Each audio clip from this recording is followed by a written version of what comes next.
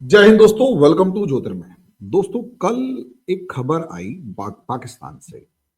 और खबर में पाकिस्तानी आर्मी ने माना कि बलूचिस्तान के अंदर एक बस पर, पाकिस्तान की एक बस पर हमला हुआ जिसमें 48 लोग मारे गए। 5 उसमें सैनिक थे, वो मारे गए। मजीद ब्रिगेड ने ये आत्मघाती हमला किया था और आत्मघाती हमले का असर ये हुआ कि 5 सैनिक मारे गए। अब 5 सैनिक जो थे वो फ्रंटियर कोर के थे। फ्रंटियर कोर बिल्कुल वैसी ही है जैसी भारत के अंदर बीएसएफ, बॉर्डर सिक्योरिटी फोर्स है। अब बॉर्डर सिक्योरिटी फोर्स के अगर 5 बंदे मारे जाते हैं और पाकिस्तान ये मानता है, तो सोचकर देखिए पाकिस्तान के ऊपर दबाव किस लेवल का होगा। अब ये किया किसने? तो भाई मजीद ब्रिगेड है जो बलोच लिबरेशन आर्मी का ही एक पार्ट है, उसने ये किया और सीना ठोक के किया कि हाँ, कह रहा है कि हाँ हमने किया। अब बताओ क्या करना है। अब मुझे सोच के बताइए, सोच के ये बताइए कि मजीद ब्रिगेड जो है वो जिस तरीके से काम कर रही है, उसने पाकिस्तान को, अच्छा उसने सबसे बड़ी बात है एक वीडियो भी रिलीज किया। और हम ये कह रहे हैं हम वो वीडियो नहीं दिखा सकते क्योंकि यूट्यूब की अपनी एक रिस्ट्रिक्शन है कि भाई आप ये कर सकते हैं, ये नहीं कर सकते। 50 तरीके की इनकी चौंचलेबाजी और पता नहीं। वैसे freedom of speech and expression की बात करते हैं और दूसरी तरफ ये लोग जो हैं वो एक पर्टिकुलर कंटेंट को तो दबाते हैं और दूसरी तरफ वो उसी लेवल के दूसरे कंटेंट को वो प्रमोट करते हैं। अब वो पता नहीं पॉलिसी कौन सी, मैं उस पर नहीं जा रहा, इसलिए भैया अब उंगली कर देते, वो दबा देते हैं तो मैं क्यों पंगे लूं। मेरे को कौन सी पड़ी हुई है कि मैंने ही सारे का सारा काम करना है। अब आप इसका तीसरा पार्ट समझिए। मजीद ब्रिगेड ने हमला किया, लेकिन ये किस समय पर किया सोच कर देखिए, बड़ा इंपॉर्टेंट फैक्टर है। ये उस समय पर किया जब तालिबान जो है वो खुलकर पाकिस्तान के ऊपर हमला कर रहा है और कहीं ना कहीं बहुत सारी चौकियों के ऊपर सीधे सीधे तौर पे कब्जा कर चुका है। पाकिस्तान पर इस लेवल का प्रेशर क्रिएट कर दिया तालिबान ने कि पाकिस्तान के एक पत्रकार, जाने माने पत्रकार कमर चीमा जी जो है वो ये कह रहे हैं कि भाई देखो, सीधी सी बात ये है, पाकिस्तानी आर्मी पूरी कोशिश कर रही है कि वो वखान कॉरिडोर के ऊपर कब्जा करे। भले ही कमर चीमा ने कहा, भले ही पाकिस्तान आर्मी ने इस पे कोई जवाब नहीं दिया, भले ही पाकिस्तान की सरकार इस पे चुप है, लेकिन अगर एक पाकिस्तान का पत्रकार जो कह रहा है, जो कि उसके यूट्यूब चैनल की अर्निंग देख के मुझे लगता नहीं है कि उसके पास इतना अमाउंट होगा कि वो पूरी दुनिया के अंदर घूम रहा है और 4-4, 6-6 महीने अमेरिका के अंदर बैठ के एंजॉय कर रहा है। उसको मैं देख के मुझे ये भी नहीं लगता कि मतलब उस लेवल का कोई बंदा होगा। लेकिन जिस तरीके से वो लाइफस्टाइल जी रहा है, उससे एक चीज साफ तौर पर समझ में आती है कि कुछ ना कुछ तो फाइनेंशियल बैक उसके पास है। फाइनेंशियल बैकिंग कुछ ना कुछ तो उसके पास है जो ये कंफर्म, वो जो उसको हेल्प कर रहा है इस तरीके की लाइफस्टाइल के। तो वो फाइनेंशियल बैकिंग तब आती है जब वो आर्मी के बिहाफ पर इस तरीके का दावा ठोक देता है कि देखो भाई, सीधी सी बात है, हम जो कह रहे हैं वही सही है और वो मानो तो कि पाकिस्तान जो है, उसकी आर्मी जो है वो वखान कॉरिडोर पे कब्जा करने की तैयारी कर रही है। अब यहां आप समझिए, ये वखान कॉरिडोर को और ये वखान कॉरिडोर के ऊपर कब्जे की जो ट्वीट करता है, क्या वो पाकिस्तान आर्मी को बताने के लिए करता है? अरे नहीं। क्या वो भारत को बताने के लिए करता है? बिल्कुल नहीं। वो एक जो ट्वीट है वो असलियत में किया जाता है तालिबान को एक मैसेज देने के लिए कि देखो, अगर आप हमारे देश की तरफ बढ़ोगे तो हमारी आर्मी जो है वो वखान कॉरिडोर पर कब्जा करने की तैयारी में दिखाई दे सकती है, तैयारी कर सकती है। अब जब ये मैसेज देना होता है तो ऑब्वियस सी बात है, इस मैसेज को लोग मजाक में भी उड़ा सकते हैं कि यार ये पत्रकार ही तो क्या कर लेगा। तो सोचकर देखिए, तालिबान के हमले का दबाव ये है कि इसको एक पत्रकार से ये ट्वीट करवाया जाता है और वो ट्वीट कर भी देता है और उसके बाद पाकिस्तान के आईएसआई चीफ जो हैं वो ताजिकिस्तान के जो प्रेसिडेंट हैं उनसे जाकर मिलते हैं और उनसे किसी तरीके का कुछ ना कुछ लिंक स्टैब्लिश करके, कुछ ना कुछ कोऑर्डिनेशन स्टैब्लिश करके एंटी तालिबान फोर्स जो ऑलरेडी ताजिकिस्तान में मौजूद है उसको एक्टिवेट करके उसको सपोर्ट करने की बात करता है। अब ऐसी सिचुएशन में सोचिए कि पाकिस्तान पर प्रेशर कितना होगा। अब मैं यहां इसमें एक नए प्लेयर को जोड़ने की कोशिश करता हूं। इस प्रेशर के अंदर अगर आप देखेंगे तो पाकिस्तान की तरफ एक जो सबसे ज्यादा प्रॉब्लम है वो अमेरिका की तरफ से भी है। और एक और प्रॉब्लम जो सबसे बड़ी पाकिस्तान के ऊपर जूता लेके खड़ी हुई है वो चाइना खड़ी हुई है।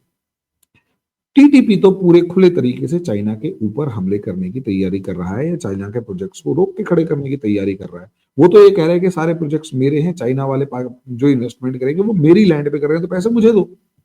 टीटीपी वाले कह रहे हैं पाकिस्तान की सरकार क्यों ले जाती है, पाकिस्तान के ऑफिसर्स क्यों ले जाते हैं, सारा सब कुछ हमारा है। यही काम बलोच लिबरेशन आर्मी वाले कह रहे हैं कि बलोच लोग कह रहे हैं कि सारी चीजें हमारी, पाकिस्तान को क्यों दे रहे हैं। अब ऐसी सिचुएशन में हम इसकी अगर जड़ें ढूंढे तो एक बार पाकिस्तानी की तरफ से सोच कर देखो, या एक बार एक ऐसे एजेंट की फॉर्म में सोच कर देखो जो या तो आईएसआई का है या रॉ का है, या एक जियो पॉलिटिशियन की तरह सोच के देखो जो कि साइड में बैठा हुआ असलियत में देख रहा है कॉम्प्रिहेंसिव मैनर में सैटेलाइट की मदद से। तो असलियत में यहां पर दो कंट्रीज नजर आ रही हैं। इसमें एक सबसे बड़ा कंट्री जो इस टाइम पर मौजूद है जिसकी पाकिस्तान से नहीं बनती वो इंडिया है। और असलियत में अगर इंडिया के पर्सपेक्टिव से देखें कि भाई इंडिया के साथ पाकिस्तान ने कोई पंगा लिया, तो आंसर है हाँ लिया। कौन सा लिया? कि बांग्लादेश के अंदर जो तख्ता पलट हुआ उसमें जमात इस्लामी खड़ी हुई थी। और वो जो जमात इस्लामी खड़ी हुई थी, इस जमात ए इस्लामी की सबसे बड़ी खास बात ये थी कि इस जमात इस्लामी ने पूरी ताकत के साथ शेख हसीना के खिलाफ एक मूवमेंट छेड़ दिया, और मूवमेंट छेड़ने के बाद पूरी जो एक माहौल बना दिया उसमें शेख हसीना को भले ही भागना पड़ा, लेकिन पूरे के पूरे बांग्लादेश में रेडिकल फोर्सेस को मजबूत कर दिया। और जैसे ही वो रेडिकल फोर्सेस मजबूत होती हैं, जानबूझकर यूनुस को वहां बिठाया जाता है, और आईएसआईएस जो बेस इस समय पर पाकिस्तान में चला पाने में कामयाब नहीं हो रही है और इंडिया की एयर स्ट्राइक्स का उसको डर बना रहता है, वही वही पाकिस्तान की आईएसआई इस टाइम पर इंडिया के खिलाफ रखाइन अराकान सॉरी इंडिया के खिलाफ रोहिंग्याज को ट्रेनिंग दे रही है 4 जगहों पर। ये एक ऑफिशियल, मतलब ये एक सीक्रेट है जो ओपनली आ चुका है, आउट हो चुका है। अब ऐसी सिचुएशन में सोचिए 4 जगहों पर बचाने की कोशिश कीजिए, मतलब 4 जगहों पर इनकी धुनाई करने की, मतलब इंडिया के अगेंस्ट जो रोहिंग्या फोर्सेज है उन्हें खड़ा करने की कोशिश की जा रही है। यहाँ पर बांग्लादेश के जो रेडिकल्स हैं उनको ट्रेनिंग देकर आतंकी हमले करने के लिए प्रमोट करने की कोशिश की जा रही है। और बाकायदा पाकिस्तान से हथियार आए हैं, गोला बारूद आए हैं, और ट्रेनिंग देने के लिए ट्रेनर्स आए हैं। अब आप अंदाजा लगाकर देखिए, भारत भी अपनी तैयारी कर रहा है, ठीक है। एक तरफ अराकान आर्मी आगे बढ़ रही है, बांग्लादेश के एक बॉर्डर के ऊपर जाकर वो खड़ी हो चुकी है, रखाइन प्रांत पर कब्जा कर चुकी है। उससे दो बेनिफिट्स हैं। अमेरिका जो क्रिश्चियन स्टेट बनाने की सोच रहा है, अराकान आर्मी कम से कम क्रिश्चियन स्टेट तो नहीं बनने देगी, क्योंकि अराकान आर्मी के क्रिश्चियनों और मुसलमानों दोनों से दुश्मनी है। वहीं अराकान आर्मी को क्योंकि रखाइन वो रोहिंग्याओं से दुश्मनी है, तो ऑब्वियस सी बात है उस रोहिंग्याओं को ट्रेनिंग दे रहे हैं, तो अराकान आर्मी वहां खड़ी होके इन रोहिंग्याओं के अगेंस्ट अपने आप को मजबूत करने की कोशिश कर रही है। यानी बांग्लादेश में अमेरिका की मदद से, पॉसिबली थोड़ी बहुत चाइना की भी मदद हो, पाकिस्तान जो है, आईएसआई जो है, वो बांग्लादेश के अंदर इंडिया को परेशान करने की कोशिश कर रही है और वो तैयारी कर रही है। अब आप अंदाजा लगा कर देखिए, एक तरफ वो तैयारी कर रही है, वहीं दूसरी तरफ अगर हमारे को दिखाई देता है तो हमें एक चीज नजर आती है। वो क्या है कि इंडिया क्या चुप बैठेगा? अगर पाकिस्तान मेरे पड़ोस में आग लगाएगा तो इंडिया भी तो करेगा। पॉसिबली इंडिया ने तालिबान से, भाई इंडिया अगर तालिबान से बात करता है कि देखिए यार तुम अफीम उगा रहे हो, उससे तो प्रॉब्लम होती है, तुम गेहूं उगाओ, जो नुकसान होगा वो हम भर देंगे। अफगानिस्तान वो अफीम की खेती बंद करके गेहूं उगाना शुरू कर देता है। उसके बाद ही तो अफगानिस्तान पाकिस्तान के रिलेशंस खराब हुए हैं, क्योंकि जैसे ही अफगानिस्तान ने अफीम की खेतियां जलानी शुरू करी, उस ड्रग्स और टेररिज्म के ड्रग्स के नेक्सस को खत्म करना शुरू किया, पाकिस्तान को गुस्सा आया। पाकिस्तान ने 51 लाख अफगानियों को कहा कि दफा हो जाओ, और जैसे ही वो 51 लाख अफगानियों को कहा कि दफा हो जाओ, वो 51 लाख अफगानी जो है वो खड़े उनके सपोर्ट के अंदर तालिबान आता है और तहरीक तालिबान पाकिस्तान आता है। दोनों के दोनों खड़े होकर कहते हैं तुम्हारी हिम्मत कैसे हुई इनको बाहर निकालने की। और जब ये कहते हैं कि भैया तुम्हारी हिम्मत कैसे हुई इनको बाहर निकालने की, और पूरा का पूरा अफगानिस्तान और तालिबान और तहरीक तालिबान पाकिस्तान खड़ा हो जाता है, तो पाकिस्तान की जान को आफत आ जाती है। यहां पर इंडिया फाइनेंशियल सपोर्ट तालिबान को कर रहा है, मॉरल सपोर्ट कर रहा है, इंफ्रास्ट्रक्चर में सपोर्ट कर रहा है, और सबसे बड़ी बात डिप्लोमेटिक सपोर्ट कर रहा है।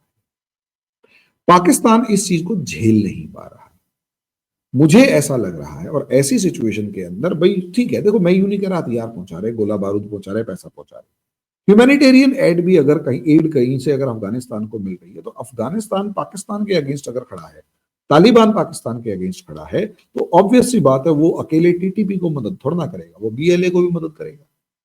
और अगर वो बीएलए को मदद करेगा तो बीएलए आत्मघाती हमले कर रहा है, और जैसे जैसे वो आत्मघाती हमले बढ़ रहे हैं पाकिस्तान उस चीज को झेल नहीं पा रहा। तो अगर आप दो चीजों को छोड़कर देखेंगे तो आपको असलियत में समझ में आएगा कि बांग्लादेश में पाकिस्तान की आईएसआई काम कर रही है, और आईएसआई को रोकने, बांग्लादेश में रोकने के लिए अराकान आर्मी खड़ी हुई है।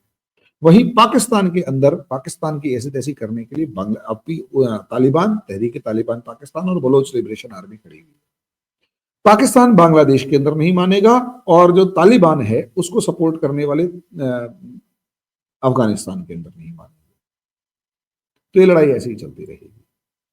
हालांकि ट्रंप के आने के बाद उम्मीद है कि हालात बदलेंगे और अफगानिस्तान के अंदर माहौल जो है वो कंपैरेटिवली बांग्लादेश में चेंज होगा, क्योंकि मोहम्मद यूनुस, भाई आज 5 तारीख तो हो ही चुकी है, मोहम्मद यूनुस बहुत ज्यादा दिन तक बांग्लादेश में टिकेगा नहीं, और अगर मोहम्मद यूनुस नहीं टिका तो आने वाला समय कितना बुरा होगा मोहम्मद यूनुस के, मतलब टिकेगा नहीं तो एक वैक्यूम तो क्रिएट होगा वहां पर। अभी जो हम अगला वीडियो बनाएंगे उसमें पब्लिश करेंगे उसमें आपको दिखेगा कि बांग्लादेश की जो दो अपोजिशन पार्टीज हैं, हसीना के दुश्मन जो हैं वो आपस में भिड़ चुके हैं, यूनुस के दोस्तों में लड़ाई हो चुकी है। तो खेल अलग चल रहा है, और ये ग्रेट जियोपॉलिटिकल गेम का एक हिस्सा है जिसमें बीएलए ने पाकिस्तान के 48 बंदे मार डाले, 5 सैनिक जो थे वो हुरीफाइड हो गए, हुरों के पास जन्नत के अंदर पहुंच गए और टांगों के बीच में होंगे हुरों की।